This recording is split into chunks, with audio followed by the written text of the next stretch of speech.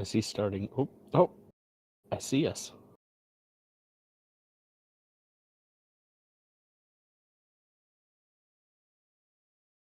All right, let's do this.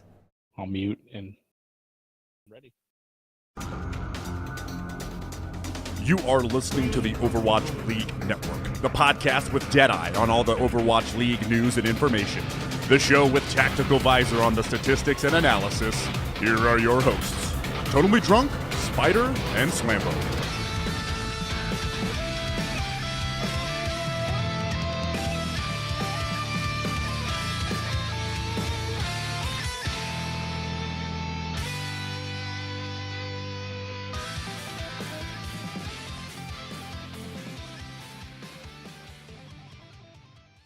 Welcome back to Overwatch League Network, the podcast with Deadeye on all the latest Overwatch League news, information, and esports analysis. I am your host, Totally Drunk, and tonight on episode 25, we go around the league discussing the latest Overwatch League news, look back at the week that was in OWL, and preview the final week of Stage 2 ahead of the Stage 2 playoffs. But before we get into the news and introduce you to one of my co-hosts, I just want to take a moment to thank everyone who is hanging out in the Twitch chat tonight, and any repeat listeners that we do have. Of course, as always, I didn't come alone, even if it may feel like I am without my soulmate here. Unfortunately, Slambo is not here tonight. But joining me again, as always, is my co-host, Spider. Spider, you know, it's been a wild week in the Overwatch League, and we're days away from finding out who will be playing in the Stage 2 playoffs, so I don't know about you, but I cannot wait for this week. It's going to be an exciting one. I mean, last week was pretty stacked. I mean, it was so much Overwatch that Slambo is still in a coma from the two Soul games, and that's why he's not here tonight. But I mean, it was amazing. I mean, we're going to go into it a lot later, but props to like the Gladiators, man. They came out swinging, and they showed everybody that they're going to be a contender. I kind of alluded to, Seoul had a rather rough week against other Korean teams, I guess is the best way I can put it, with the XL and London. Really, London, I'm not normally right, so I'm gonna kind of toot my own horn and say, man, I nailed that one with them being their kryptonite. But it was a good week. I'm looking forward to the playoffs this week, though. This is kind of a little bit different of a situation than we had in Stage 1, whereas Stage 1, it was kind of like anybody's guess on who would it be. And really, 6 teams are still in contention, but honestly, it's really about 4 teams that are in contention, with maybe Philly if they get super lucky. So I am excited to see how it turns out, but it's probably going to be an all-Korean final. But what about you, man? How'd you like this, super exciting week that we came off of? Well, I mean, we have seen pretty much at any given Sunday mentality and mantra like really start to creep up, and like you guys can definitely tell that based on just like the wild fluctuations that we have had in our power rankings, which is going to continue into our new rankings, because we've seen Mayhem really showing like huge improvements these past few weeks. We've seen the Shock pretty much doing the same, and Sinatra's coming in this upcoming week, which may or may not be like the biggest deal depending on who you ask, based on the Tracer play that we have seen from Dante. But like I'm over the moon right now. We finally have.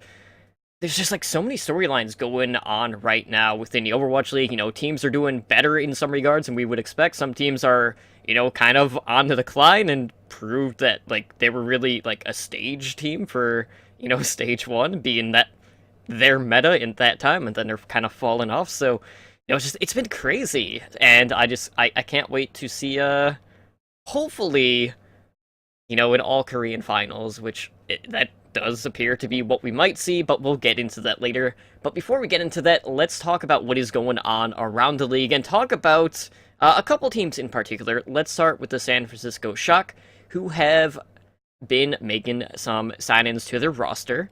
So the Shock have picked up Architect and Moth. Architect was signed from X6 Gaming. I know before he had played for Conbox, and he is a projectile specialist, mostly known for his Genji gameplay, giving the Shock the ability to run full dive. Moth was picked up from Toronto Esports, which, for those that don't know, is Boston Uprising's academy team. So this marks like the first Overwatch League sign-in coming out of contenders. Moth is a Lucio main, and they're really just trying to find some like more consistency on that role, just because Dak hasn't been like the greatest Lucio. I know he does have like a more aggressive style, but Moth, I think overall is the stronger of the two, and he has been one of the strongest tier 2 Lucios in the game for like 6 to 10 months at this point. So with these sign-ins, that brings the Shock up to 11 members, and as I mentioned, Sinatra just turned 18. He will be in the starting lineup making his Overwatch League debut this upcoming week for the Shock, and they're really close to getting that 12th. We've heard rumors about them picking up another flex player, which would bring them up to 12, so they are just, days, maybe weeks away from being able to run, full internal scrims. But I just want to get your thoughts on these two sign-ins from the Shock. What do you think that these players are going to bring to this team? Well, Moth, we kind of have an idea what he'll bring because we actually got to see him. So I'll go at him next. Architect, I kind of talked about when it kind of first broke that he was signed, and or at least alluded to, like the leaks and stuff. We kind of addressed it a little bit, but he is going to fill that Genji projectile player for them because that's what he does. And unfortunately, their best projectile player has been stuck on Diva, which is Nevix. So it is kind of a bad situation for the Shock without having Super there to kind of fill in for the Diva. But I think Architect's going to be a big deal. He has always been in talks for one of the best Genjis in the world. So now he can kind of put up or shut up. And, that's what I expect to see. I expect to see a different offensive style with them. And I think that leads to Moth. And we actually got to see it this past weekend. Moth played for Dak in both of the matches, and it was basically trial by fire. I mean, the first team he faced was London Spitfire, which is, I mean, when you go against teams in the Overwatch League, that's not generally the one you want to debut against. And he did okay. I mean, he still kind of had the same problem Dak did. When you look at his performance, he died about 6.23 times, basically 6 times per 10 minutes. And last time Dak played, he died 6 times per 10 minutes. So they had almost the same deaths, which that's really the big stat I like to look for supports, because if the support stays alive, then the rest of his numbers are naturally going to be better. Now, when they played Houston, it was a completely different story. Like, he was sitting at 4, whereas Dak, last time they played Houston, was sitting at 6 per 10 minutes. So his numbers compared to Dak's versus Houston were amazing. I mean, just his numbers overall versus Houston was really good. And I think that is going to be the Moth we see once the full roster's in. So I like this pickup. I think he's a solid choice. And you had touted his Lucio, but honestly, what I was most impressed with was his Ana. I mean, he was hitting sleep darts when he needed to. He was always, in the back where he needed to be, line of sight. I mean, he could be, not now, I don't consider him yet, but he could be in the talks for one of the best Anas in the league if they foster him and provide him that support.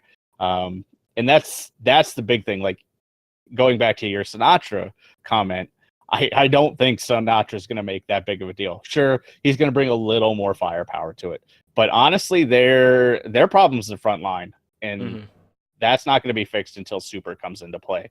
And at that point, once Super comes into play, we may even see Nevix come back into a DPS role. It really depends on how they want to work it. And the Shock has shown that they have a pretty good support structure in place in terms of coaching and staff. So I don't expect to see them make weird comments or weird choices like some other teams are making.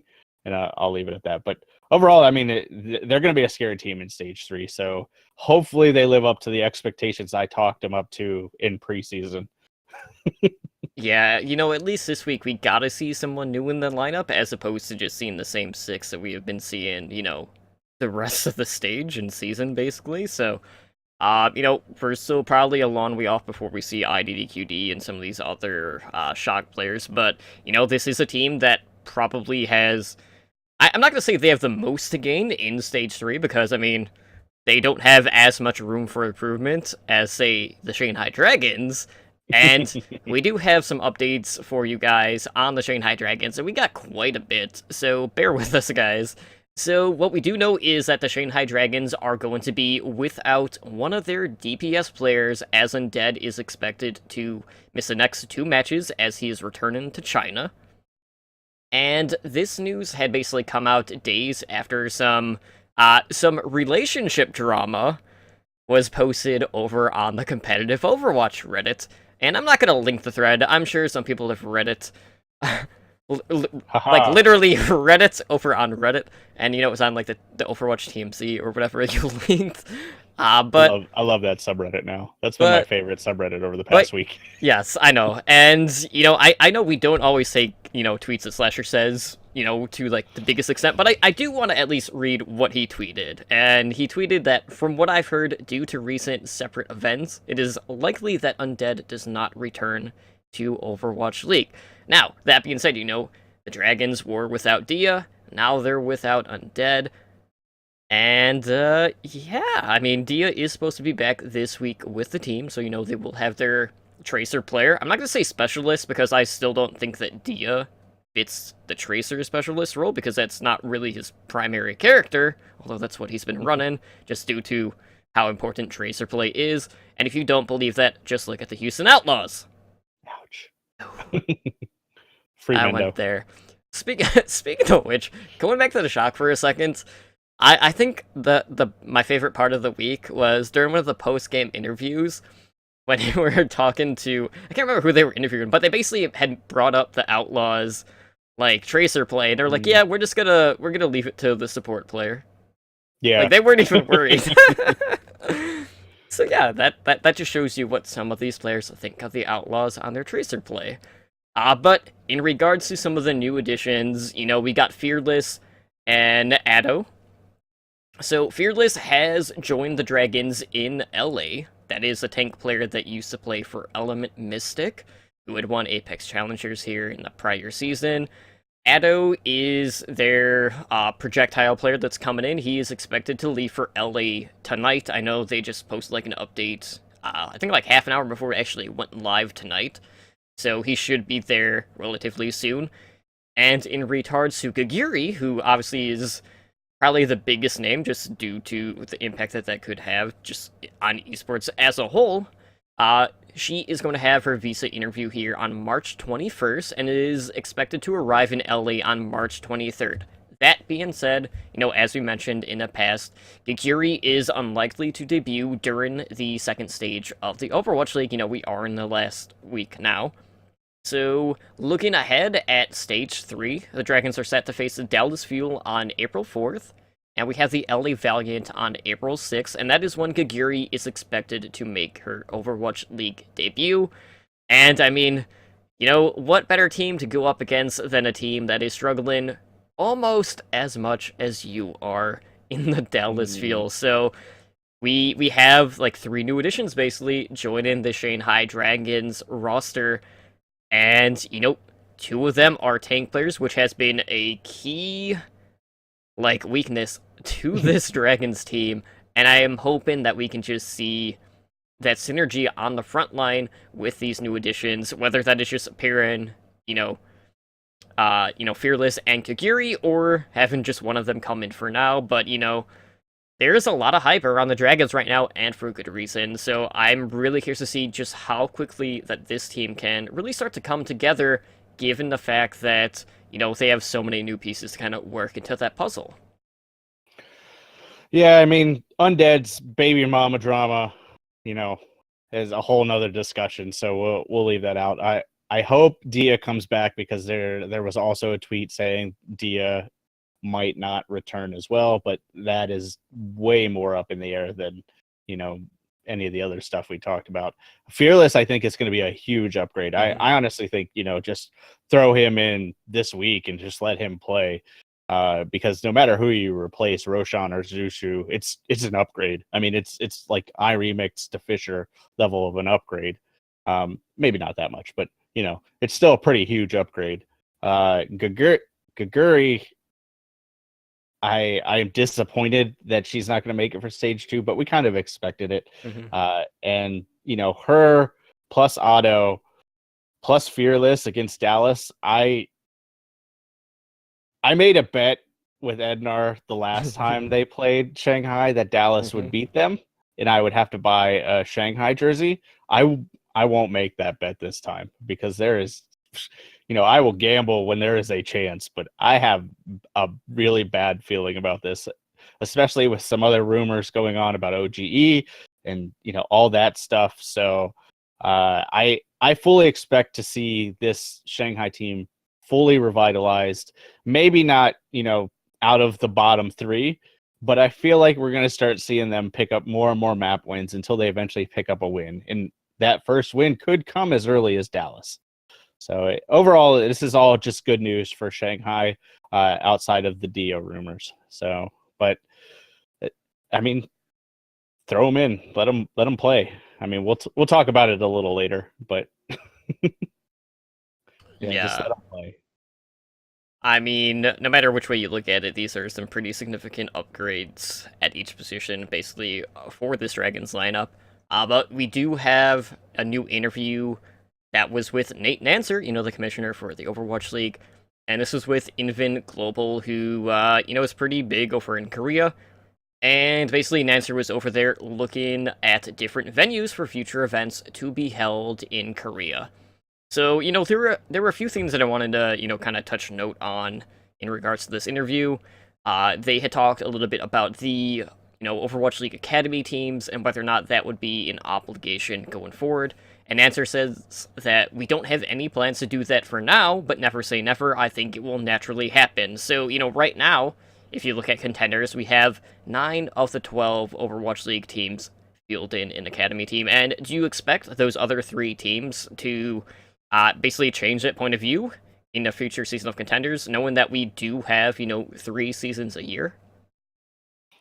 I was torn on this just because of the fact that what we saw happen with Moth. I mean, a different team picked up Moth from another team's Academy team. So that basically proves that you're not really locked into picking people up from your own Academy team. And there's enough teams out there in tier 2 right now that I feel like there's enough support to foster growth where it's needed, and teams will just pick them up anyway. So I don't feel like it's something we'll see right away. Like, maybe season 2 contenders, we may see one more team pick up an Academy team, but I don't see it in the immediate future just because there is no like roster locks. Like, Boston can only pull from their Academy team and no one else. So if teams are, I gotta word this correctly so it doesn't offend people. If teams are struggling behind the scenes, I would focus on the team first before picking up an Academy team. And that is purely for one team without an Academy team, and everybody knows which team it is, and that's how I'll leave it there. So like, I focus on the main team first, and then branch out to the Academy team. Right. And, because of how that contract buyout works, that is why we are not seeing Flower in contenders. Yes, he can play, but since New York wouldn't have first dibs, basically anyone could sign him. So, yeah. He'd put Sinatra's... I can tell you, he'd put Sinatra's salary, like, to shame immediately. Like, teams would just be throwing money at him until they could pick him up. Pretty much. They were also talking about just Overwatch League being held in different locations, and Nancer says that the plan is to have every match in Overwatch League be played in the home city. I don't have anything to share on what we're going to do next year, but he says maybe in a few years. So, going back a ways, I remember, I want to say it was a Valiant that had scouted out a location to serve as a home arena. If I remember correctly, that wasn't until Season 3 of the Overwatch League. So it really makes you question whether or not we're always going to be based in LA, at least, Season 1 and Season 2, or, if it's just going to be a case of, okay, if we are going to move to, another, location, that it will only be for, like, the All-Star game and the final. I mean, I'm kind of torn on this. I think that, at least for people that live out in Cali, that's absolutely great. They can basically see as much as they want, which, we'll kind of talk about here after, because they do have a new way to go to the arena, basically, for more games. But really, like, do you expect moving forward, at least before we get to having every match having like its own home city, do you think we're gonna have more than one location before that point? Or are we just gonna be based in one general area? I think we'll stick to the current format for at least the first 3 years. Maybe the third year is when they start branching out. It really depends. Honestly, from now till the end of Season 2, how they do with sponsorships, which he did talk about a little bit about that, like bringing in more money into the ecosystem through merchandising, sponsorships. If they can get that off the ground more so than they already have, which I feel like they're doing a good job of, that can lead to arenas and stuff a lot sooner. But based on the current trajectory, I'd say maybe year 4, just to be safe. So I think Valiant may have scoped theirs out. I know some other teams are looking, but not a lot of cities have the infrastructure like LA does in order to support like an esports arena. So I think we'll see it just by how popular the league has shown it is, and like I said, the trajectory that it's on. But I don't think it's going to be within the next couple of years. Yeah, I do know, like, there's a new esports arena that is opening, I think, next week in Vegas over at the Luxor. I believe there was one being built in Arlington, which could potentially be used for a host for the Dallas Fuel. But really, like, we haven't really heard too much outside of this, so it seems like for now, we should be under the assumption that for the time being, we are going to be based in LA, so we'll kind of see a similar scheduling, at least in terms of, Season 2 compared to, like, Season 1. Now, that being said, you did bring up, sponsorships and things like that, and basically, like, in order for them to reach, like, their ultimate goals for Overwatch League and contenders, they're definitely looking at improving the ecosystem, both by getting more sponsors. Like, for NA contenders, they had gotten Old Spice, so, keeping that Terry Crews Overwatch meme alive and well, and we've already kind of seen some, like, really tacky infomercials getting played during the broadcast. I don't know if you got to see the finger gym or hand gym, whatever the heck they called it. That was... Oh, yeah. That was something. But, like, right now, like, these programs for merchandising and sponsorships are relatively small, so that's really, like, the key area that they are looking to develop so they can get more money put into the ecosystem, because I know there is, at least for some people, a lot of concern just about the current Tier 2 scene in Overwatch, and, I think just knowing that we are having Overwatch basically year-round, since we aren't going to have, like, those large droughts, I feel like that is going to kind of lessen the burden that a lot of these teams are going to be having just about, the state of that ecosystem. Now, talking about actual teams, though, Nancer did throw out a number in regards to what his goal is when it comes to the number of teams that he wants in the league. And I want to get your thoughts on this, because the number he threw out was 28 teams around the world. Now... Whew. That was my initial reaction. At first, I was like, okay, I think at this current time, given the infrastructure that we have in place for the ecosystem, I could see 16, maybe 18, but I feel like 28 is definitely pushing it. It's really going to depend on, one, the stability of that ecosystem, how much new talent is going to be coming in, and... I mean, really, how many investors can they find? Because we do know that franchise tag is definitely going to jump up for Season 2. To what extent, we don't know. They said, like, 35 to, like, 60 on that very high end, something like that, if I remember correctly. Jump. But 28, man, like, that, I feel like we're a long way off from that. I'm expecting to have 16 for Season 2. I don't know about you. What are your thoughts on just that number?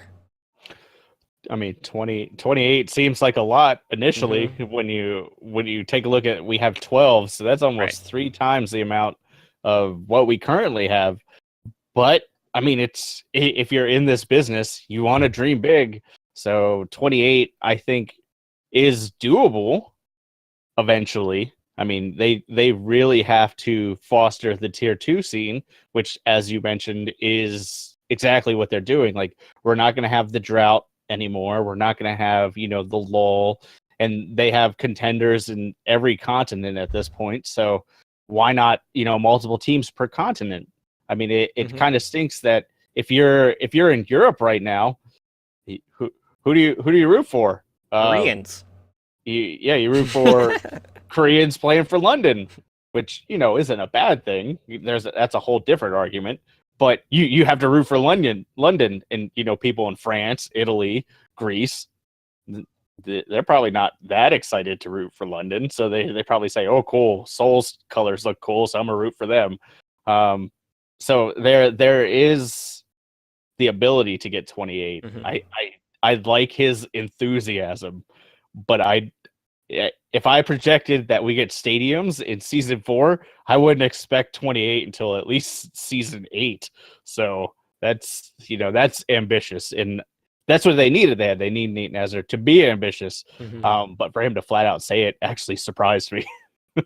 Yeah, it definitely made me take a step back for a moment. Like, hold on a second. Let's not get too far ahead of ourselves. But I mean, that is the big vision, at least in terms of what Nanzer sees for the Overwatch League. Now, we do have some new additions to tickets because, Stage 3 and Stage 4 tickets are up, and they have added a season pass. Now, I know, we're this will only be for half of a season, but the ticket cost for these season passes for the remainder of Season 1 is going to net you guys, it's going to cost $600. So what does this pass include? It will offer some additional perks that include early access to playoff and finals matches. And those season pass holders will receive a signed Soldier 76 statue from a team of their choosing. Now, they also do have a $100 pass that is available for fans that only want to attend games that occur on Wednesday and Thursday. And, they still have, single-day tickets as well. But $600 for you to see as much Overwatch League as you want when the games are happening. What do you think of that price point? Because when I looked at that initially, I'm like, well, if you're out in the area, you could spend your money on a lot worse things, but that is still a pretty steep cost for half of a season. And I don't even want to know where a full season would cost. I wouldn't be surprised if they throw out $1,000 for that ticket cost. I mean, that's 2 days in Disney, so it's not horrible. It seems a lot on paper, but you get a lot of matches. I mean, you figure there's it runs typically 7 to 1 a.m. my time every night. So that's 6 hours of Overwatch a night for 4 days a week? Yeah, 24 hours a week. Yeah, so that's actually a pretty good cost. And the fact that you still get all the playoffs, you get the finals matches, and you get the signed statue from any team you want. I mean, I hate to say it, but I was contemplating just picking it up and then scalping the tickets for the statue. But don't tell anybody. I just don't know which team I'd have sign the statue. I would say Dallas, but I have a feeling that team's going to be very different very soon. So I think it's cool. I especially like that they did kind of have a lower tiered pass for the $100 pass for people who want to just go to the weekday game. So maybe some people live outside of LA or Burbank, and don't want to deal with LA Burbank area on the weekend, but still love Overwatch. And that was a cool admission that they had for it. So I think this is something they should have did from the start. Right. But maybe there was some logistics. Maybe they just didn't know. But if you look at it from a traditional sports standpoint, people spend thousands and thousands and thousands of dollars on season tickets every year. So they're not looking for, Mr. I like playing quick play and occasionally catch an Overwatch League match. They're looking for us. They're looking for people like us.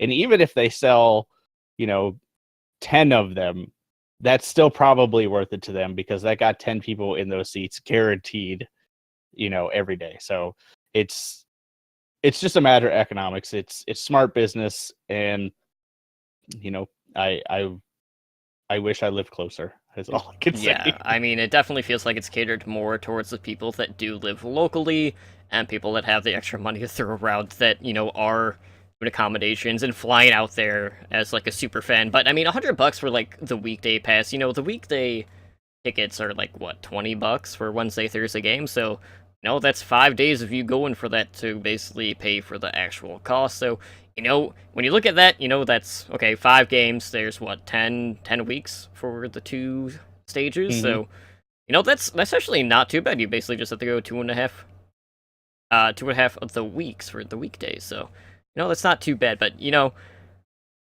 guts me knowing that I would drop that money, but then you have to factor in, okay, I gotta fly out there, I gotta get hotel costs. Yeah, I can't do it like that. So I'm really curious to see how this season pass is gonna kind of evolve once we do get to like a home city type setup outside of LA. So whenever I do get a Chicago team, I feel confident in saying that I will definitely be getting a season pass for that. But for now, it is definitely out of the question. But what is in question? Our question of the week. And, kind of going back to the Shanghai Dragons, this is something that we talked about last week. Or actually, you brought up. And our question for this week was, which... Okay, I didn't even write down a new one. But I asked, like out of... Yeah, this is me not updating my own notes. I updated the old ones. So we asked, like, do you bring in all of the Korean talent for the Shanghai Dragons to replace, the Chinese counterparts? And, we did get some reactions both on Twitter and Discord. So, Spider, why don't you go ahead and read off what we had on Twitter, and then I'll just take off wherever we have it.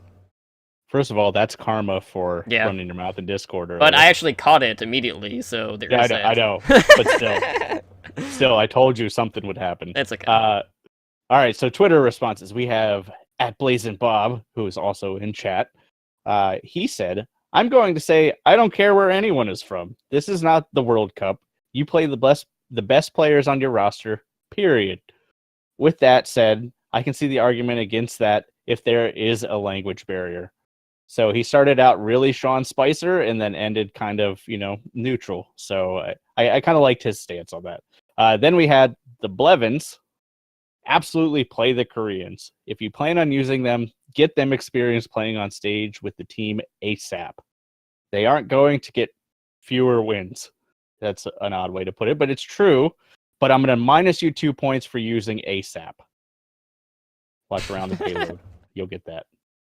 Our Discord responses. We have Spanky Hunter. Depending on how Stage 2 ends, I'm interested to see if the coaching change makes any difference. I say soft yes. Change them all up. Can't do any worse. But if the coaching change brings a win, then ease them in. And then finally, Not Rob from Omnic Lab says, when you're this far down in the hole for losses, I can see them fine running a mix and lots of subs on the final week, especially if they haven't had enough time internally in testing. I definitely can bet the coaching staff and players will be very motivated on time off to practice a lot, but it's likely not enough time. That was actually, I think, the shortest response we've gotten from Rob. Yeah, it actually wasn't quite a full paragraph, so, minor increments of improvements from Rob. From Mackie, he says, the thing with the Dragons is that they have the launch sustain in combat, like most games, Undead is carrying them. Great plays, but it just doesn't stay for long. Well, I mean, you could stay in the fight as long as you want, but if you're not winning the fight, then you're not really doing all that much because, that's just more objective time for your opponents. Our good boy Shrug says, no, I don't think Shanghai should let them immediately play. Gagiri is in a state of trouble right now, learning 2 languages, getting a visa worked out, adjusting to a new environment, etc. If they ran her the very next match after she arrives, that would be bad for them. I'm not fully sure about the other teammates, but I'm sure the situation is the same for them as well. Icarus says, I think they should sub in one by one, let the team adjust to each in their own pace. Once they have been acclimated, then they could be put in. Invictus says, well, apparently Sky's fluent in Korean and Mandarin, or at least very capable of speaking Korean. Also, possibly they can figure out a few main callouts and go from there. I do think that it could find more success. I also looked at the schedule, and the first game of Stage 3 is Dallas versus the Dragons. This is the Dragons' chance to win. Play your new players with your good DPS and let it rip.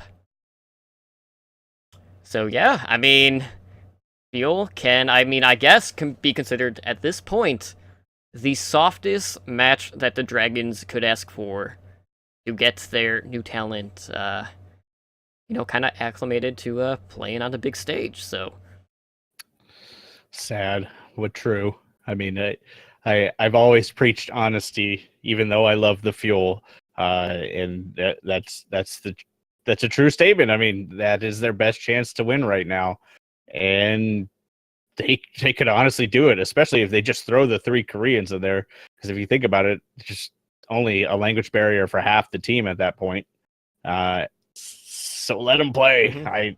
I, as a Fuel fan, I would be very sad if they beat the Fuel, but as an Overwatch League fan, I would be excited for them. Is the best way I can put it. And that's basically what my answer was. Is the same as last week. Just play the Koreans. Just, like the Blevin said, what are they going to do? Have a worse loss record? No. I mean, they're not going to not lose anymore, as the said. Yeah, and that's the thing. I think, right now, too, when you factor in these new pieces, there is a lot of curiosity revolving how they're going to work out, how the Koreans are going to mix with the Chinese in this roster. And there's a lot of buzz about this team because of them, so why not just throw them out there, Maybe at that point, they won't be sitting in 11th in the Twitch bits. Maybe we'll start to see some more Twitch love and money getting thrown down on the table for the Dragons, be added to, that pool at the end of the season. So, I definitely think, just throw them in. They are improvements, regardless of whatever language barrier is going to be there. I mean, that being said, it doesn't matter if you, bring them in one at a time or play them all at once. There's still going to be at least some resemblance of a language barrier, regardless, because, the shot calling already right now isn't the best. And you bring in a Korean player on that roster, and it's not going to be any worse, I don't think. Given the fact that, we haven't seen that much cohesion from the team already at this point, so really, what do you have to lose? And worst case scenario, if you do lose, it's not going to be coming as a surprise anymore, given the fact that, they would have gone basically 2 full stages without picking up a win, so take that for what it is. But let's go ahead and recap what we saw here in this past week. So on Wednesday, we saw Boston Uprising 4-0 the Dallas Fuel, continuing to extinguish that flame. And, at this point, I think we just need to rename Dallas Fuel Dumpster Fire. I think one of my coworkers put it best. The Fuel is a bad name for a team without any gas. Yeah. And then what was absolutely the best game of the week, possibly of the stage, the New York Excelsior defeated the Seoul Dynasty 3-2. We saw Philadelphia Fusion 4-0 the Shanghai Dragons. Moving on to Thursday, we saw New York Excelsior 4-0 the Shanghai Dragons. So, Dragons drop all 8 maps. 2 tough opponents. We saw the Florida Mayhem. Adenar's boys, they picked up a big win over another struggling team in the Los Angeles Valiant. The Mayhem took that one 3-1. And then we saw the LA Gladiators defeat Houston Outlaws 3-2. Lack of tracer play. Pretty much. Yeah. And then on Friday, we had the LA Gladiators take on Florida Mayhem, and that one finished in the Gladiators' favor 2-1. So, Mayhem, they took a map. They also drew a map, which was really good against a team that has been definitely on the rise in the Gladiators. We saw the London Spitfire defeat San Francisco Shock 3-1. Boston Uprising defeated LA Valiant 3-1. And then to finish off the week on Saturday, we saw London Spitfire continue that momentum over the Seoul Dynasty core and pick up their 4th consecutive 4-0 over that Lunatic High roster. So, yeah, I'll get into that. I thought it would be 3-1. I thought maybe they would get a map. No. They did better, but still put up a 0. The San Francisco Shock picked up a big win over the Houston Outlaws 3-1, and the Philadelphia Fusion 4-0'd the Dallas Fuel. So, let's start off by talking about the Florida Mayhem. This is a team that has been showing major strides in regards to improvements. They were riding a huge wave of momentum after their win against the Dallas Fuel, and they took a big series against the Valiant 2. While they haven't been the most consistent team in Stage 2, that still is a team that we would consider to be better than Mayhem, and it took that one 3-1. That was the Mayhem's 2nd win in a row, 3rd of the season, and, as I mentioned, they drew a map off of the Gladiators, and they also took a map off the Gladiators, so, that was another solid performance overall for the Mayhem. So, it's not all, puppies and rainbows for the Mayhem. Their struggles on hybrid maps continues to plague them. As, on hybrid maps this stage, they've only taken 2 maps. They are still winless playing on Hollywood, and I know there was a lot of discussion about, a certain substitution on that map. Bringing out Logix and bringing in Zappis. And, that was a team-based decision, and I know a lot of people are kind of up in arms about that, just given the fact that, Logix has been popping off pretty much every game that he's played in, but, for whatever reason, they just can't seem to figure out Hollywood. I don't want to say they were riding a wave of momentum by beating Dallas. It was definitely a positive experience, but it was kind of like, one of those little things in like a kid wave pool. Beating Dallas at this point has almost become like a meme. It's almost like beating Shanghai. It's just like, oh, cool. We had our warm-up match for the week, which is, it hurts me to say. But it was cool to watch them beat the Valiant, and they didn't just beat the Valiant. Mm-hmm. They took them to school, and the Gladiators match was the same way. And you had brought up the Logix substitution, and it did seem a little strange. But we got a lot of transparency on that. They, like you said, it was a team decision. They said, look, our Hollywood, it sucks. Like we can't figure it out. So we wanted to try something different. And guess what? Still sucked. But at least they had the transparency to say, hey, we know it's bad, so we wanted to do something different. Honestly, it's exactly what you said. It's because of Logix. Logix has really stepped up. And, when the Overwatch League started, Logix was always in that place, like, in contenders and stuff. He was a really good Tracer player, and he was an okay Widowmaker. But he opened up the area for Tavik to really shine on Genji or on Pharah or really anything Genji, Tavik plays, which is basically everything. And then, Overwatch League started, and Logix, he didn't do anything. Like he was getting beat by other Tracers, he was getting beat by other Widowmakers.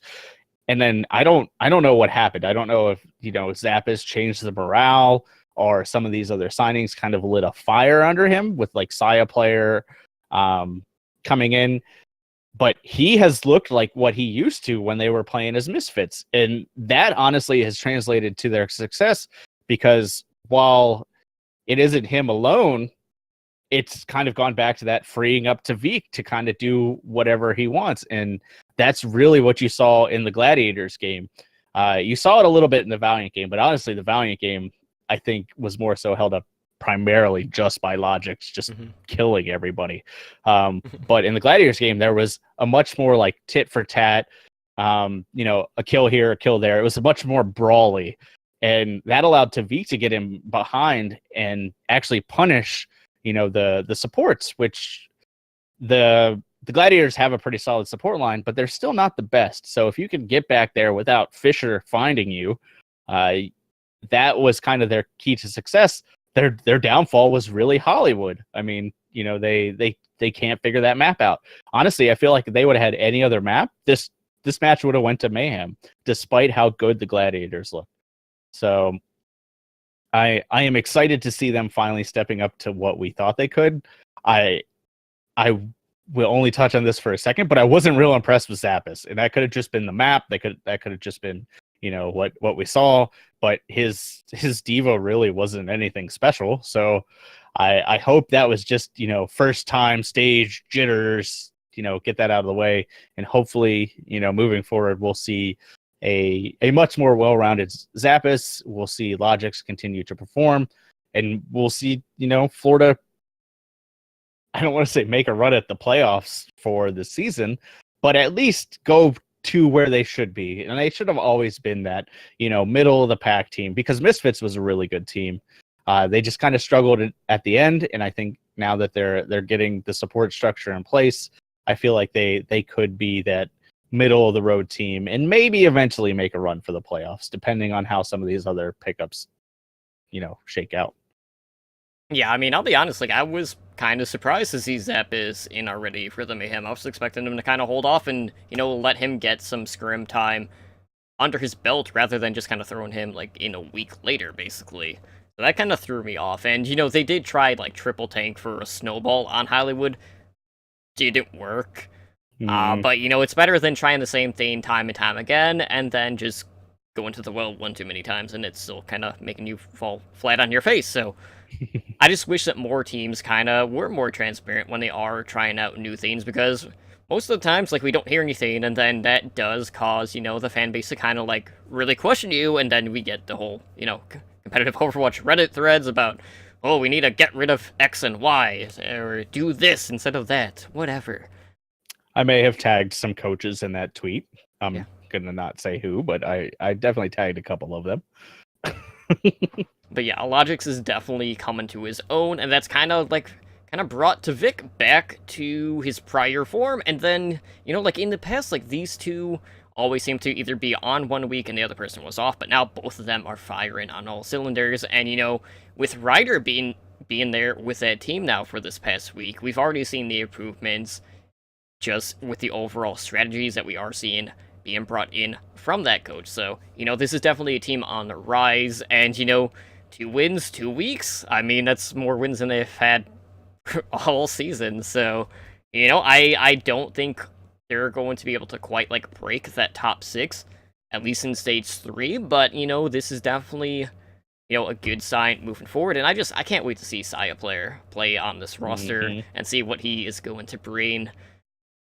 It's going to be good. So, on the other end, we do have teams that are struggling. And one of those teams, other than Dallas and Shanghai, as I had brought up prior, is the LA Valiant. So, Stage 2 has not been kind to the Valiant. They've kind of got their wings clipped this stage. I don't know how else to put it. So, they've really just failed to live up to that Stage 1 performance that they did have, being one of the better Western teams, at least in Stage 1. They're currently sitting at 4-4. They're 500. Their map record is 16, 16, and 1. And, it is worth noting that this is a team that is currently kind of in a coaching transition. They brought in Stoop to kind of, lead their B team, And, they made the switch for Kareev to go from support to DPS. That's worked out okay. There's been, flashes of brilliance and flashes of eye rolls. I don't know how else to say it. And they did give Agilities a second chance to play on the main roster this past week. And I just want to get your thoughts on how Agilities did this week. Do you think Agilities should be... I'm trying to think how I should say this. Do you think Agilities is, should be, their main DPS? Or, do you expect to see him kind of go back to that B squad, or, are we just gonna kind of revert Kareev back to that support role to bring Agilities back in kind of front and center, given the fact that, while he is overly aggressive at times, he does make for some pretty big and flashy plays, but, he also does kind of leave himself susceptible to getting punished pretty easily. So I feel like Agilities is kind of like the double-edged sword for this team, and I'm curious to see where you sit with him as a player. Honestly, I don't think he shouldn't be on the starting roster. I think, honestly, they should kind of sub him and Kareev in and out because, I mean, you're not going to take Soon out. Soon has solo taken points, back capping or just popping off. So you're not going to take Soon out at this point.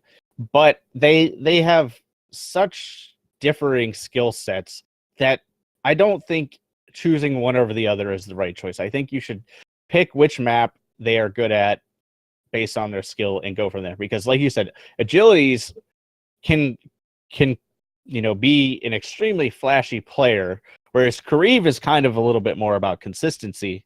But he has his moments as well. So I think they should just pick and choose at that point. They should, I think, regulate Grim to the B squad. Maybe Agilities will practice with the B squad. It really depends on how they feel. I don't think Kareev should move back to support permanently. Now, he did play support a little bit over this weekend. So that agility, I guess, in the support role actually helps the team because you kind of never really know what they're going to play based on where Kareev is. Like you can kind of say, okay, agility's in, so Kareev is probably playing support, but they could run out with a triple DPS comp because we've seen those pop up here and there on certain maps, especially Gibraltar or defense on Volskaya. So I think they're in a good spot. I actually don't really agree that they're struggling. I just think that they've always kind of hit above their weight class. Like when we initially saw the team, we were kind of like, okay, yeah, Immortals was cool, but they struggled, but they were kind of like the gatekeeper team. And then they came out stage one and they kind of blew us away. They got some wins, but it wasn't really against the top tier teams. So I would say their loss to Florida was an upset, but their loss to Boston over the last week really wasn't, because I would put them and Boston on the same tier right now. So I don't know if I'd say they're struggling. And the fact that they are in the coaching transition, I think, kind of leads a little bit more to that. I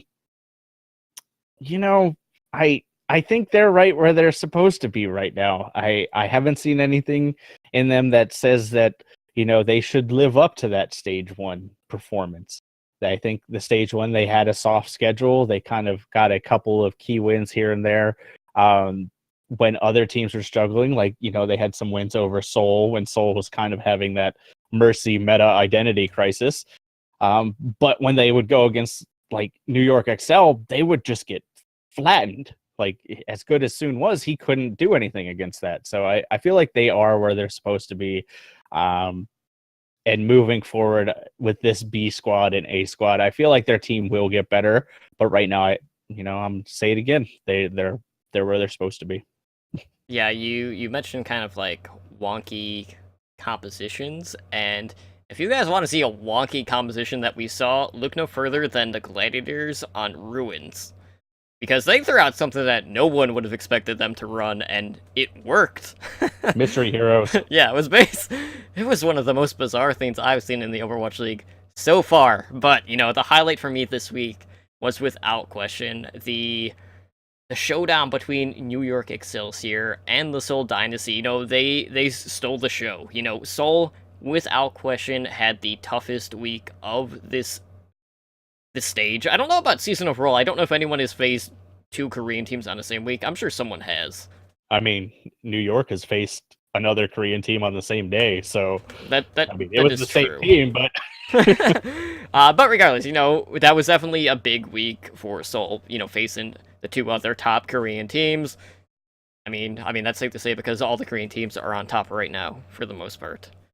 But, the Dynasty didn't fare well against the Spitfire, as I talked about. They dropped all 4 maps to London. They lost 3-2 against New York.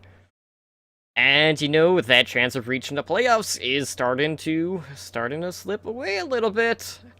And there is a little bit of reason of concern based on the map differential at this point, seeing as they're really like +9, I think, going into this final week. Now, every time that these two teams have played, they go the distance. This one was no exception. We opened up on Hanamura, which was an absolute thriller of an opener, and this one went multiple time bangs. It finished with a map score of 6-4. And, I have to say, like, this is really where that coaching really started to pay off, because we saw, like, little differences between each attack and adjustments being made by these teams. And, going into that final attack for Seoul, we saw New York, they did the Bush ambush.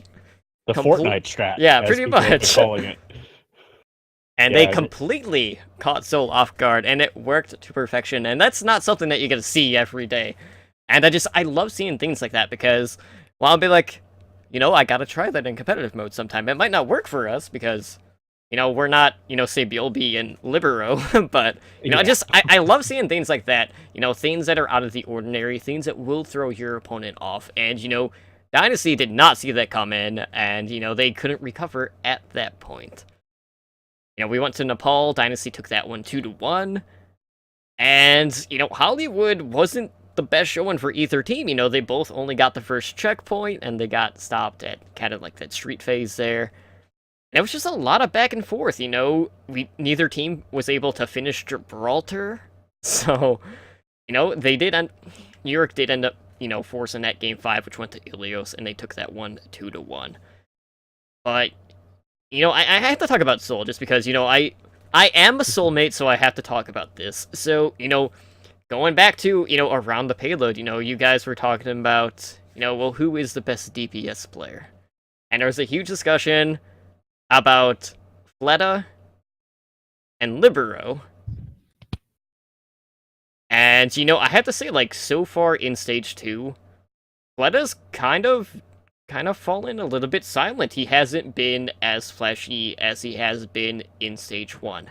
And I think a lot of that is just due to the fact that we are not really seeing Fleta flex as much as we've seen in the past. He has been playing a lot of Soldier 76, which can be read a lot easier compared to some of the other heroes that are in his pool. Now, that being said, looking at New York, I feel like this is a team that does rely on their DPS a bit more than some of the other teams. And, I'll include Jonak in that, because let's be honest, he's a third DPS. I don't care if he's classified as support with the Zenyatta, he's DPS. But New York's ability to turn fights without the man advantage is unmatched in the league right now. And, that could be the thing that propels them to win this stage. And, based on how the schedule looks like for this upcoming week, they could secure that #1 seed yet again. But, that didn't really work out that well for them in Stage 1. So, history could be bound to repeat itself. But if you guys did not see this match, absolutely go back to watch it. It was a nail-biter on both sides. And really, it was just one of the better matches that we have seen so far in Season 1 for the Overwatch League. Yeah, I mean, you talked about New York XL's ability to turn fights when they're down a man. And honestly, I think that's because of Jonak. When you look at first deaths in fights, typically it's a DPS that's out of position or gets picked, or it's the tank. And Jonak is amazing at punishing both of them. And I actually think that's kind of where the matches that Seoul lost against New York XL came down to, because when you look at the two teams, I think it really came down to their tracers. Because Munchkin, I said it for a while, but I actually still think Bunny is the better tracer. But Munchkin struggled against New York XL. Like he didn't put up anywhere near the performance that he normally does. And most people say Wyobi is the anti-tracer tracer, but he didn't play that style. He did at times when it was appropriate, but honestly, he was in their backline killing Ryu Jae Hong more often than not, when Munchkin was getting killed by Jonak. So, most fights they're up 1 or 2 at that point. And that's where we saw a lot of like the offenses stall out, or we saw defenses fold. But I think that's what it came down to. I up until last week would have said keep playing Munchkin because he had shown such a performance, but I honestly think they should start working Bunny back in the lineup for these stronger teams and kind of make them compete again, because they've been playing Munchkin over the past couple of weeks just because he has shown such a great performance. So I think that was the big point of contention between these two teams. Was really it came down to their Tracer. But on the good side for Seoul, Miro looked a lot back and forth. Like, Miro and Mono has been kind of the monkey fight for Korean tanks, because especially when Mono was chosen for the World Cup team over Miro, just because they said he's a more well-rounded tank. So it's kind of, these two have always kind of been compared. Mono is the thoughtful tank and Miro is the, I feel with my heart when to go, monkey crazy, I guess is the PC way to say it. But he looked phenomenal. Like he didn't die as often. He still had some problems with deaths here and there, but he didn't die as often. He was, contributing to fights more. He was getting picks more. He really looked like the old Miro. So that I think helped them compared to their previous weeks where they were relying more on their DPS and support play. So, going forward, I'm going to stand by what I said last week. I think this is a very good indication of how the playoffs are going to play out for stage 2. I think we may end up with the Seoul New York playoff based on, standings and stuff like that. But, the elephant in the room is London. If Seoul happens to meet London, it could be London, New York again, just because I said it to you, but I feel like London has something on Seoul. Like, I feel like they have some dirt or something on some of Seoul's players that just makes them like make weird decisions when they play. Because Seoul, when they played London, they had like moments of clarity, but other than that, they looked lost. Like London just put so much pressure on them that they just could not get like a breath of air. And if that keeps up, that's going to be hard for Seoul to counter, because it's just London has their ticket punched. Yeah, as I've mentioned, it seems that Seoul really struggles with that more aggressive playstyle that London brings, as opposed to New York, who plays more... I'm not going to say they don't play aggressive, but they do play more passive compared to London. So it gives Seoul just more time to kind of react to what they are doing, and that's why there's such a drastic difference between how Seoul plays against, London as opposed to New York. But yeah, I'll kind of get into that when we talk about, our playoff predictions moving forward. But looking at the power rankings, guys, so quick note, Slambo did not get his rankings in, but, we still did ours as we normally would. And again, like, based off of the highs and the lows of some of these teams, we are seeing the landscape change week after week. And we've seen, a flip-flop at the top and a pretty big, switch kind of at the lower 6 here. So I'm going to go through the entire list. So moving up to first place, we have the New York Excelsior. Moving up to second, we have the London Spitfire, dropping 2. In third, we have the Seoul Dynasty. 4, 5, and 6 all stay the same, going in order. In the 4th slot, we have LA Gladiators. In 5th, we have Philadelphia Fusion. 6, we have LA Valiant, and then, 7 through 11, we got some pretty big changes. We have Boston Uprising moving up to 7th. The San Francisco Shock moved up to 8th. Florida Mayhem bumped up 2. They're in the 9th slot. And I already told Edinar, like, ahead of time, like, your boys they're moving up.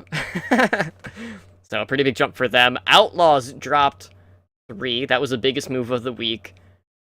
They are in the 10 spot, meaning Dallas Fuel are in 11, drop in, 1 slot there, and then Shanghai, steadily in a 12 hole right there, and who knows, maybe after, Stage 3, Week 1, we might see a switch finally.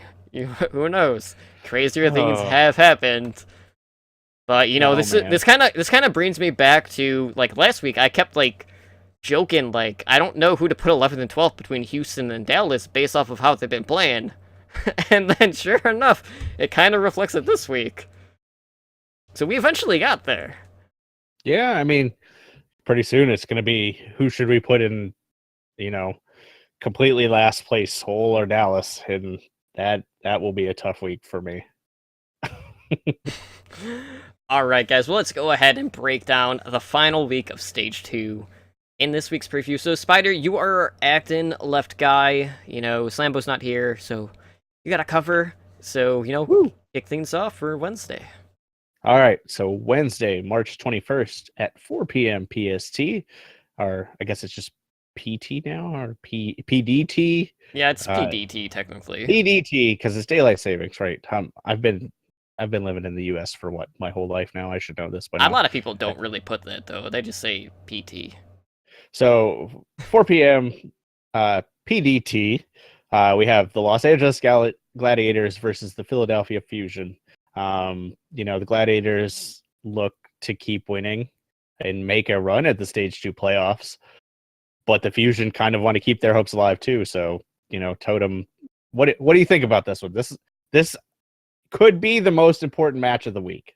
Which is why I have it as the game of the week, just because this one does have some pretty big playoff implications, because Gladiators are in it right now. I mean, they are, as of this moment, the 3rd seed.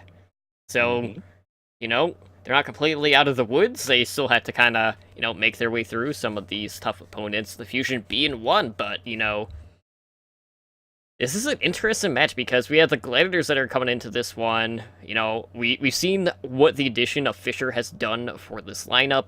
That aggressive front line has really allowed that DPS core to really shine. And for the Fusion, you know, we got to see Snillo kind of emerge here in this last week to the starting lineup, giving them, you know, another threat. And, you know, we didn't really see Carpe last week because Fusion set him. So we really don't know, like, what sort of DPS lineup we are going to be seeing from Philadelphia. But just given how much space we have been seeing created by Fisher for the Gladiators, I feel like it's pretty safe to say that Gladiators are going to get the nod in this one. But really, like, Boombox is kind of like falling off the face of the earth at this point. Like, I haven't really seen him get into open-end picks like he used to on the Zenyatta, so, you know, that's not looking very good. I think Fisher is just going to be a bit too much, and he's going to keep harassing that backline. So I have the Gladiators taking this one 3-1. You know, I think the Fusion DPS, you know, they have been pretty consistent overall, but the Gladiators are riding a lot, like, a wave of momentum, basically, going into this match. You know, they've beaten some pretty tough opponents, and they keep looking, you know, pretty solid overall, and just based on how their DPS have been doing, they haven't really slowed down, so it's going to be an interesting week for the Gladiators. I even in my predictions for the playoffs, I think they're just going to miss it. So, all right, I think that's a pretty solid choice. I think that would be my pick. I think it's going to come down to map differential when we get into the playoffs. But at 6 p.m., we have Florida Mayhem versus San Francisco Shock. So this is the debut of Mr. 150K, Sinatra. And, you know, he's going to have to go against a stronger-looking Florida team. You know, if you would have asked me 3 weeks ago if this was his debut game, I would have been like, well, I mean, other than the Dragons and the Fuel, you couldn't ask for a better team. But now, this could be a closer game than we think. And it kind of goes back to what we talked about earlier. I don't think Sinatra is going to be that huge of a difference maker. Sure, he might lead a little more consistency than their DPS has shown, but Logix has played on the stage, you know, since day one. And Tavik, you know, same thing. So I feel like just stage jitters may get to him.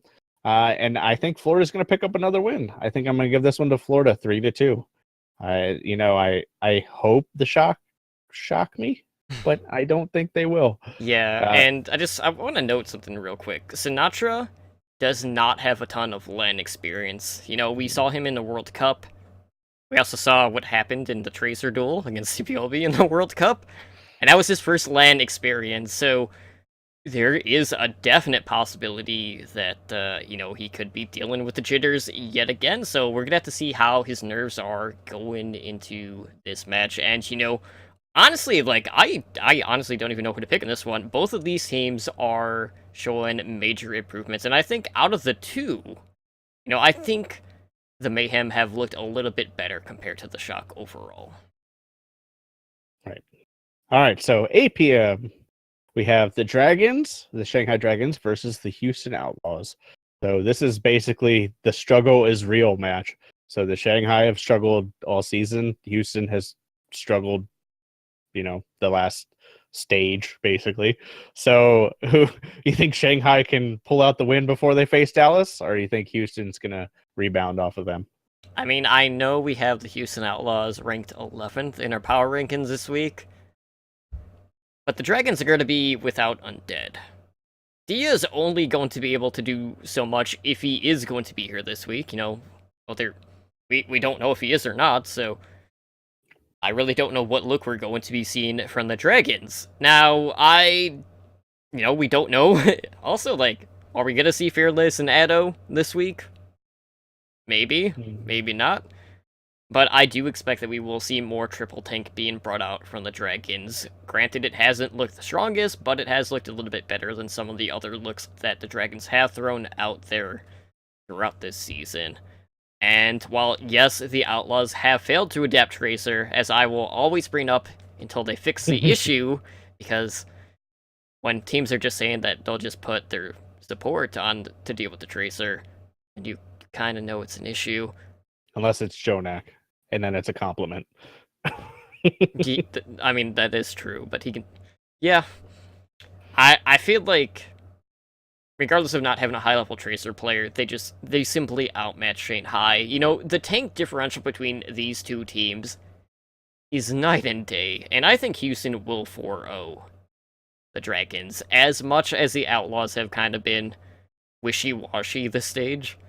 But I think this is going to be kind of a pick-me-up moment for the Houston Outlaws, and, they probably won't see an improvement in terms of our power rankings, but, they can at least end the start of the week on a high note.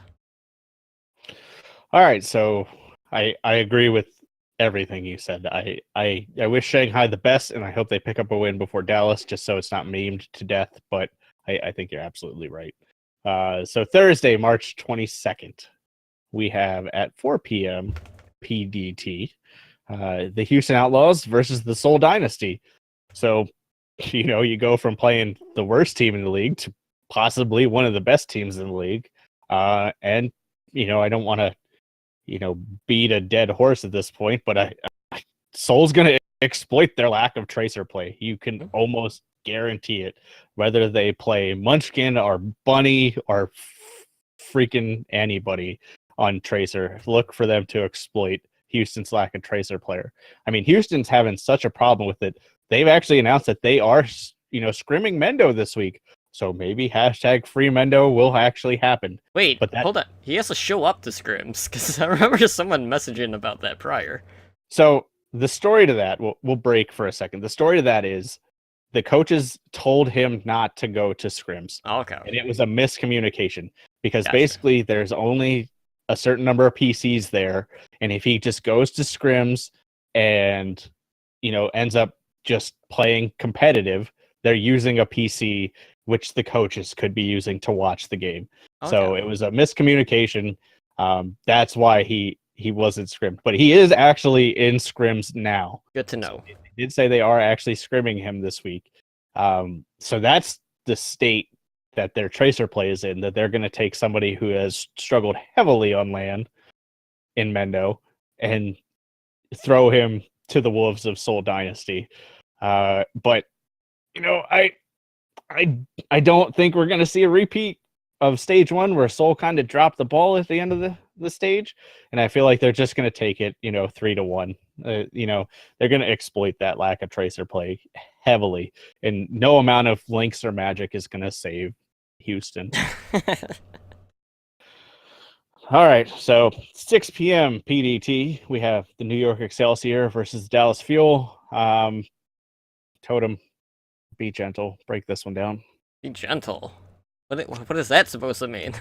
Yeah. So, well, I'll just be outright and say it. I expect Dallas to have another 0-2 week. They'll probably still be pretty low in their rankings. I mean, look at this. I mean, New York Excelsior, they have two very winnable matches against two teams that are struggling. They should have no problem securing that number 1 seed for the second straight stage. Fuel's communication, I think that's been, like, the core of the issue with the team. We've seen, like, some of the comms from some of the replays, and it's just, it's kind of all over the place, and the effect is, like, trying to, like, call out for help, and then it's kind of, like, falling on deaf ears, and just seeing that one clip just made me feel bad for Effect. Mm-hmm. And, you can just tell by the demeanor of this team when they are on the stage, like, I'm trying to think how I should describe it. Like, they... PMA, nowhere to be found. Yeah, they don't have that positive mental attitude that we have seen from them in the past. It's more like they feel burdened that they have to be there, knowing that they haven't solved their issues as of yet. So, really, at the core of it, I've brought this up in the past, but Mickey... he hasn't been doing the best on the Diva, and so much of that is just due to the fact that he's torn between peeling for AEM, who has been heavily pocketed in the past, and then trying to save Taimu, who at times is diving in too early and without his Tracer.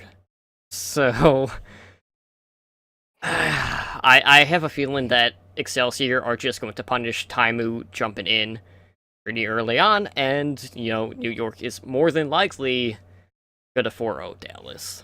I don't see that going another way right now. Yeah, I mean, when we were drawing up the show notes, you asked me if there was anything I wanted to talk about, and I said I could rant about Dallas for hours, and I will not do that. I agree, Dallas has a lot of issues that they need to work out, and Excelsior's going to take it. I mean... Well, hopefully they won't get spawn camped this week. Shh. That was hard enough to watch live, and then being the impartial judge that I am, spoiler alert, but it also made it into our top plays of the week. So look for that. I told you, I am a Fuel fan, but I am impartial, and it was, for any non-Fuel fans, it was fun to watch. So, I mean, you got to give them that. I don't know if I would say it was fun to watch. I think it was more... It was entertaining to watch, to see somebody on that level just dumpster another team. Honestly, I felt more embarrassed than anything, at least for the Fuel. I mean, EQO hit some nutty shots, like jump shots and stuff like that. So it wasn't like they were just standing at the door and Dallas Right. couldn't do anything. There was definitely some high-level play going on from EQO. Mm-hmm. That's not to say it's okay. Any team in the Overwatch League should be able to handle that sort of situation. But like I said, that's another rant. Mm-hmm. So 8 p.m. PDT, we have the San Francisco Shock versus the Boston Uprising. So, game 2 for Sinatra. And honestly, I think they have a much better chance of this one. His initial stage jitters will be gone. Lack of LAN experience will still probably play a factor, but at least he's been on the stage at this point. And Boston has, struggled stage 2. They were one of the teams that kind of the Mercy meta defined them. They haven't quite found their legs now that Mercy's gone. Or rollerblades. Yeah. To be more accurate. There you go. But the Shocker, they've looked decent the last few weeks. And with Sinatra, that there is going to be a surge of that PMA that we were just talking about. You can't help but be hyped that this lauded player is coming in, regardless of what his actual abilities are. They are definitely making a big deal about it. But I think it's going to be really close. I think the Shock will probably take this 3-2, just riding that PMA. Because both of these teams have kind of shown in stage 2 they're much closer. Now, if you would ask me, same teams, in stage 1, I would have absolutely given it to Boston. Mm-hmm. But I think the meta shift, the new players, the kind of downfall of Boston. I don't want to say downfall, that's pretty harsh, but the melancholy that was Boston in stage 2, I think will provide Shock with another win. So Friday, March 23rd, we have Seoul Dynasty facing the Florida Mayhem at 4 p.m. PDT. So this will be another important game for Seoul's playoff hopes, but a winnable game. But Florida's looked pretty good. So what do you think, Totem? You think your soulmates will take this one, or do you think Florida's gonna keep extending its, I don't want to say win streak at this point, but keep winning games now? Yeah, this one is very interesting because I don't think that this one is going to be as one-sided as a lot of people would expect it to be. I think the Mayhem will put up a pretty tough fight. They've taken some maps off of, teams that are much better than them, and I do think, they'll probably take a map off of Seoul. But really, a lot of this is going to come down to whether or not Logix and Tvik are going to be able to pop off as much as they have been here in these recent weeks. Just because, I think the Dynasty, compared to some of these other teams, do peel better for the supports than some of these other teams that Mayhem have been beaten and, taking maps off of. I think at the end of the day, though, Seoul is going to take this one 3-1. And, hopefully they'll get that third spot. I mean, that's a realistic expectation at this point. So 6 p.m. PDT, we have the Philadelphia Fusion playing the Los Angeles Valiant. So the Fusion still technically have a playoff chance, but I wouldn't hold your breath because they are like one of the longest of shots. So, I would honestly look for them to test out their DPS roster a little more. You might see, some EQO, some Snillo, some Carpe. You may even see some Shadowburn with Snillo and stuff like that. So I fully expect this to be a, depending on how it shakes out, it could possibly be just kind of a experimental week at this point for Philadelphia Fusion. Mm-hmm. Whereas the Valiant, I think, will play Kareev in the DPS slot. We may see Agilities for a game, but I wouldn't expect him too much. But momentum's on the Fusion side at this point, so I'm going to say Fusion 3-1. And there's not much I can say good about the Valiant right now, other than if Kareev is on his game, it could be a much closer match. But Fusion have looked good. I mean, they, no matter who they field, they surprise us. And EQO just keeps surprising me. I mean, he has shown, it's like, oh, he's a phenomenal Genji. Oh my God, he can play Roadhog. Oh, what the heck? He's on McCree. Like, what can't EQO play at this point? So, like I said, Philly 3-1. That's my prediction. Take it for what you will. I'm usually wrong. Usually. 8 p.m. Yeah, you'll have your moment at the end of the show to get your hashtag in. Uh-huh. So 8 p.m. PDT, we have the London Spitfire versus the Shanghai Dragons. So London Spitfire are Seoul's kryptonite. Do you think the Dragons are London's kryptonite? I couldn't even get through with a straight face. Absolutely not. I don't know how well this is going to show up on camera. I'm going to do it anyway. But, you can look at this match, and London are going to give Dragons what they always get. And they're going to give him an L. Just take it. Nice. Just take the Take L. the L. That's what they're going to do. The They're L going to get 4-0'd. I'm going to keep it short and simple. At every facet of the game, London has the advantage. If they even take a map, I'm not even going to put a bet. They're not going to take a map. It's for London all day. And London will get that second spot. There you go.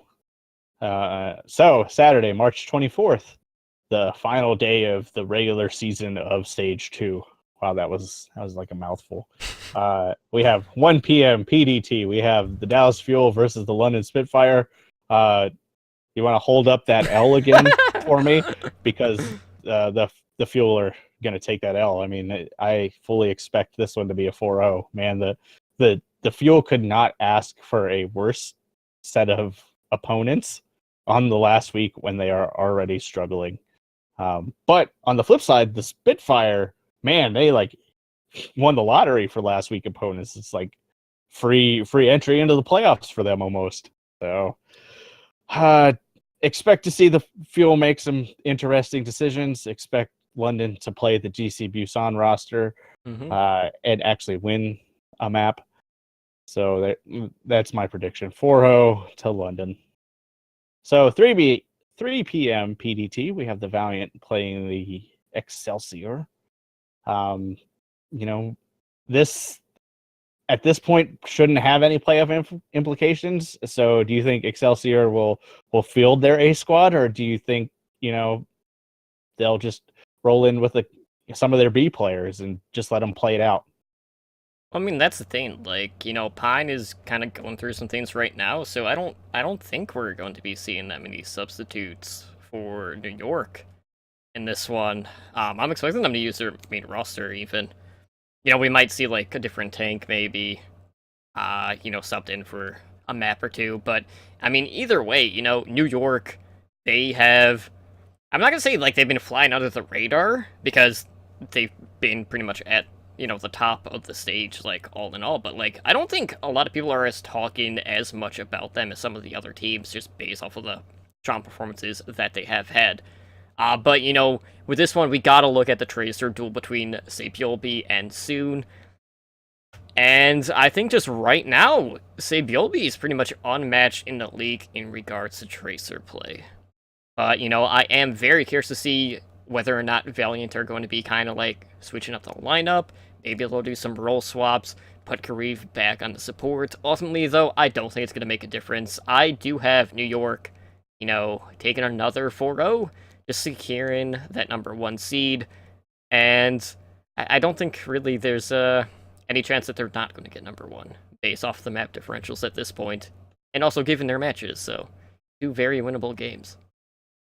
Yep, they also got pretty lucky in the last week. Mm-hmm. So I can't disagree with any of that. I do hope we get to see Pine, though. I'd like to see him kind of come back out and pop off just to kind of reaffirm that he is one of the best players in the league, because he has struggled stage 2. But map differential may play a role in it. They are in the lead, but we could see London, catch up to them. So, and that first seed is very important. So, the final game of Stage 2 at 5 p.m. PDT, we have the Uprising versus Gladiators. So, Boston's already out of the running at this point. Depending on how the maps shake out, Gladiators could still be in the playoffs at this point or have secured the playoffs at this point, just depending on, map differentials, who wins what, stuff like that. There's formulas out there that people are still figuring out based on who can win what. But expect Gladiators to keep their foot on the gas and just try to sweep the Uprising. And I think with Fisher and the surge that he's brought to this team, I don't think they can do it, but I definitely think they can manage at least 3-1. So we'll see how it shakes out. I mean, I would like to not see an all-Korean final, but I think we will. So Sunday, March 25th, we have the playoffs, and the playoffs are the same structure for the stage as Stage 1. It's going to be the 2nd seed versus the 3rd seed, and then whoever wins that is going to play the 1st seed. And these are best of 5s, right? Yes. Or is the first one best of 5 and the second one best of 7? I think it's best of 5, if I'm not mistaken. I don't have it on me offhand, but yeah. Well, the first one is definitely a best of 5. The second one may be a best of 7. I don't remember offhand. I feel like that's the way they did it, but don't quote me on that. So we talked about it, and we're both. I can kind of get the feeling that we're both kind of thinking it's going to be a Seoul, New York, London final, like playoffs. Well, yeah, playoffs, yeah. Yeah, not final, because it's like just the end of the stage. It's purely for money at this point. Yeah, we're going 6v6 on 6. It's a new mode that they're adding specifically for the Korean players, just so we have a very even match. And then maybe at that point, Seoul can take a map off of London. Yeah. So, am I correct in assuming you think New York is going to be the number 1 seed? You've only said it like 700 times, so I feel like that's a safe assumption. Who do you think will be 3rd seed? Because 2nd seed, I think you also think will probably be London. Mm-hmm. So you'll see New York at 1, London at 2. You think Seoul can hit 3? Like, honestly. I have Seoul as the 3rd seed. I think they will edge out the Gladiators by 1 map win. That's actually kind of how I feel. I feel like it's going to come down to map differential. And I feel like Seoul's matches this week lend to them winning more maps than the Gladiators possibly. Although we've seen the Gladiators do some nutty stuff, so it's fully possible. But I think Seoul is going to hit London. London's going to run over Seoul, and we're going to see New York versus London again. And I actually think New York may take it this time because they've looked better than London has recently. Now, I know I said that last time and was you were wrong, and I was right. But you and Sambo were wrong. This time, I am probably also wrong, but I am still picking New York. Yeah, okay, so for me, like, looking at that number 2 seed versus number 3 seed, for me, I have it London and Seoul. So, as we talked about, London has been that one puzzle that Seoul has not been able to figure out. This dates back to GC Busan, taken on Lunatic High, back in Apex, and when you include the Overwatch League matches that these two teams have played, London has taken all 16 maps from that Dynasty core. All 16! Like, that baffles me. So, that's about as one-sided as you get. just let that sink in for a moment. You have one of the winningest teams in, Overwatch, one of the most storied teams, not being able to take a single map in 4 series against this one particular team. Now, granted, they're not always playing the entire Busan roster, but still, like, that's just absolutely incredible. And while I do expect Seoul to put up more objective points, kind of like what we saw in the last series, because you have to remember, not this last match, but the one prior, Seoul wasn't able to put up a map score until that 4th game out of that series, where I think they got like 2 objectives. At least in the last one, they, had multiple, objectives put up, like, throughout the series, and it just wasn't until the very end, like the prior one. Yeah. But, like, I think when it comes down to it, at the end of the day, when you look at the coaching and the game planning, I don't think another team out there right now can match London in that regard. I want Seoul to get a win in the column against this lineup, just due to the fact that, they put up that goose egg. They've been taking L after L. Doesn't matter what map. But I feel like Seoul at this point have to take a look back. They have to go to the drawing board. They need to throw out some sort of new look at this London lineup. And I very hesitantly give Dynasty 1 map. I give him 1 map. London will take it 3-1. And I think right now that's about as much as I can hope for. As much as it pains me to say it, because, it pains me watching London take on Seoul, knowing that it's been so one-sided with my 2 dads fighting. Now, looking at the finals, I am expecting a rematch. London taking on New York. I expect New York to secure that number 1 seed, probably going 9-1. I have them with like a 35-7 map record. London, I have 8-2, going 32-10 with the maps. And, these teams have both taken 1 series against the other. Both of those series went 3-2. And, a lot of people can look at this and they're like, well, this is another kind of like flip the coin. Because, we've had similar outcomes in both of the series type of game. And I think overall this stage, London hasn't looked quite as good as New York has, despite being perfect on escort maps. Control continues to be one of London's weak points in regards to, the game types. But I expect this one to go the distance again, and I think a lot of this is going to come down to just flexibility.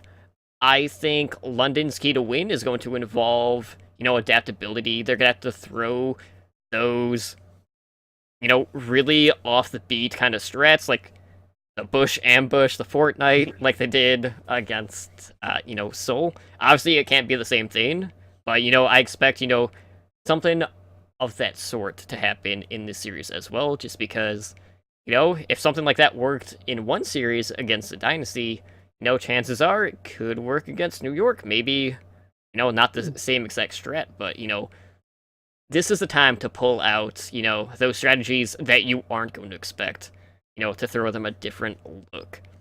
And I think when it's all said and done, I have New York taking this one. I think the highlight of this is going to come with Libero, the flex DPS, being one of the best DPS of this current stage. Sabiolbi is going to continue to produce at a high level on the Tracer. And, Radiant and Prophet, they are absolutely fantastic. But I just think they don't bring quite as much flexibility as opposed to New York. And, with Jonak being that third DPS on Zenyatta, Prophet might have an uphill battle in front of him, on top of already having to go toe-to-toe with Sabiolbi. So I basically have it like this. I have the Assault map, going to London. I think New York will take control. London will probably take it back to Escort.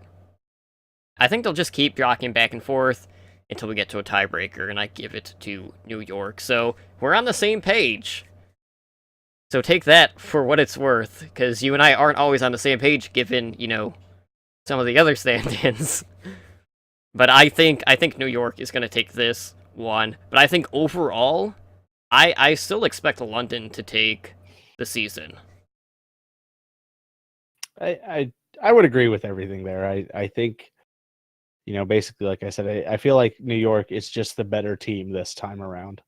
They kind of showed us at the beginning of the stage that they have adopted a new style. Like we talked about Sayobi being the anti-tracer, and he's playing a lot different style now. So if you expect the same New York team that they played in stage one, it's going to be very different.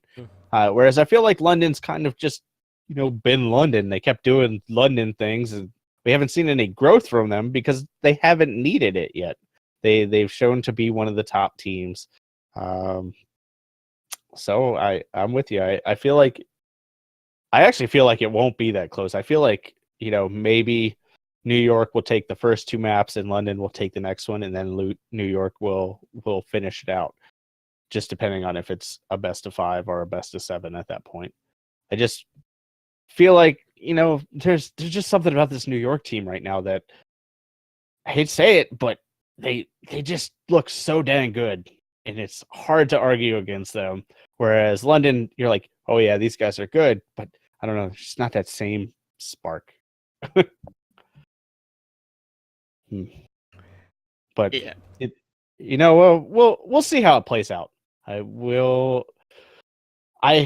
I hope the Gladiators make it in to shake things up a little bit, just so that first, second, and third seed match isn't quite as expected. We kind of both feel the same way. Like, Seoul's gonna get wrecked again. I mean, it's not an easy way to say it. Whereas, Gladiators have beaten London very recently. In fact, that was one of their start of their surge. So, we could see a Gladiators New York final, and that could look very different than, London versus New York. So I like that there is still the possibility, but I fully expect London, New York to be the final, and I fully expect New York to win this time. Yeah, and I can only imagine if the Gladiators do make it, like, what that audience is going to be like during the playoffs, because they have been pretty nutty for the LA games. So who knows, maybe that might even play a major factor. You never know. But, I mean, if the Gladiators do make it, at least, the Western hope will be alive. I just... it's a tough one. I think they just have a slightly more uphill battle to the playoffs than Seoul does. Given, how good of a start they had. Yes, they, dropped, basically, all 4 maps to London and, 3 to New York, but I don't know. I think they'll, based off of how the rest of the stage has gone, they'll play better against the weaker teams and take the majority of the maps, and, I think they'll ultimately take that one, but, London's gonna be too much again, I feel like. But I'm hoping that at some point this season, they can right the ship and give London an L. Because that's going to be, like, the most satisfying feeling for me as a Seoul fan. Knowing that, okay, we can beat this team. Maybe this will kind of break, that curse that has been going on since Apex. So, I don't know. It's been rough. All right. Well, I think that covers the stage pretty well. I think we've covered the stage in the past and set the stage for the future. So I don't know about you, but it's getting kind of late for me. So you want to start wrapping this shindig up? Absolutely. So let's go ahead and close out the show. So if you would like to show some support for the show, one of the best ways to do that is to give us a review over on iTunes or your podcast app of choice. Any sort of feedback or constructive criticism is always welcomed, just because that will offer us some insight on how we can make for a better listen experience for you.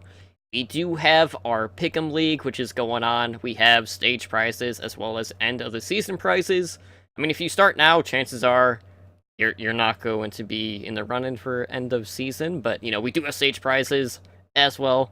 You can sign up. You can find our link to that in the show notes. And with that, I have to update you guys on where the hosts sit overall. And I have to say, like, we keep having issues with the featured leagues on High Noon Pick'em when it comes to, like, the stage columns. So right now I can only see, like, overall. So I don't have, like, the stage stand-ins currently, but I do know it would look the same. In the same order. So, in first place overall, we have Totally Drunk. I have 35,250. My soulmate Slambo holding down second place. Falling a little bit more behind, he's at 34,200. And Spider, hashtag forever third, holding that down just like Dragons are in the 12 slot with 29,350. Your bold moves that paid off not that much. I mean, the other thing that's not helping me is I picked Dallas to win every match they play. Like, I am a fan. I could play to win, but I'd still lose. So at least this way, I keep my integrity as a Dallas fan. So eventually they'll pull off an upset, and that's boom, at least 400 points, and that will put me still like 5,000 behind you guys. This is true, but Spider, why don't you go ahead and let everyone know where they can reach us over on social media? So you can email the show, owlnshow@gmail.com. You can always reach us on Twitter and Instagram for our question of the week or any other things you want to tweet at us at OWLN Show. Our website, same thing, owlnshow.com. You can find us on YouTube. Just search Overwatch League Network or OWLN Show. We put out content every week. Our top 5 video will probably go up tonight for the past week. And then we also have some other stuff happening. And you can always catch the shows if you miss them live. We have 3 shows a week now, so there's plenty of content on there. Definitely go there and hit subscribe. We have our Discord, which is discord.me/OWLN show. You can find us on Twitch, which is where you're watching us now, hopefully. But if you're listening to the audio, it is twitch.tv/OWLN show. And we hit a pretty big milestone the past week. We reached Twitch affiliate. So now you can, support us. You can subscribe to our channel. You get a spiffy emote whenever Twitch approves it, which hopefully should be soon. That's pretty cool. Help support the show. All of the money, if you do subscribe, will go right back into the show. We're not going to be, living high on the road hog.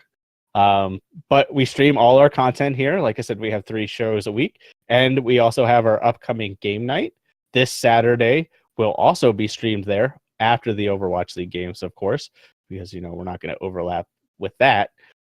So come for a fun night. We may even have a giveaway depending on how many people show up. So definitely check us out. And, the best place for info on that is, of course, our Discord, or to follow us on any of the previous weeks.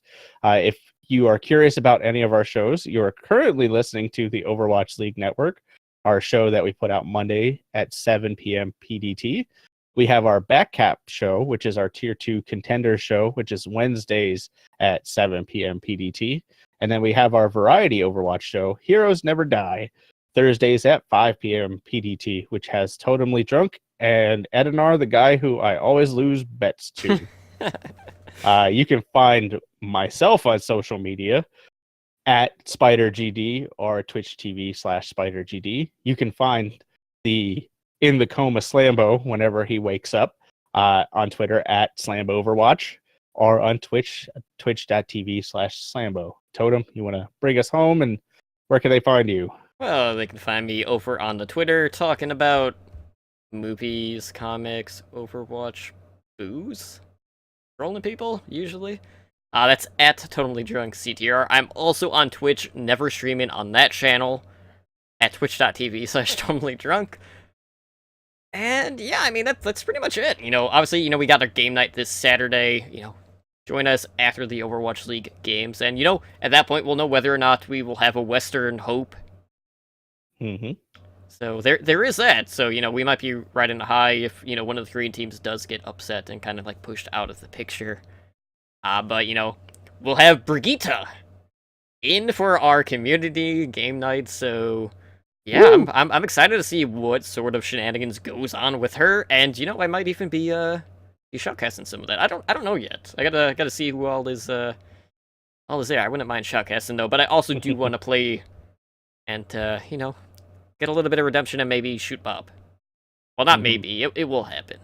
I'm just gonna chain whip people off cliffs. That's my goal for the night, because I've been slowly on the PTR until they took it down, making a Castlevania montage with Brigitte, and I need more willing or unwilling subjects to take that plunge off of the cliff. Honestly, the best one I've had, and this one will go in the montage, is right as I chain whipped a Reinhardt who dropped his shield, being not the smart Reinhardt on the PTR that he was. Ana slept him. So you literally see this sleeping Reinhardt just... Nice. So it's going to be a cool montage, but I hope to extend that Saturday. So Sounds chain whipping good. fools. Awesome. All right, guys. Well, that is going to do it for us here tonight on Overwatch League Network. Again, this has been episode 25. I am Totally Drunk. That is Spider, and, Slambo is not here. He's in the audio abyss in the coma, or, work travel, all that good stuff.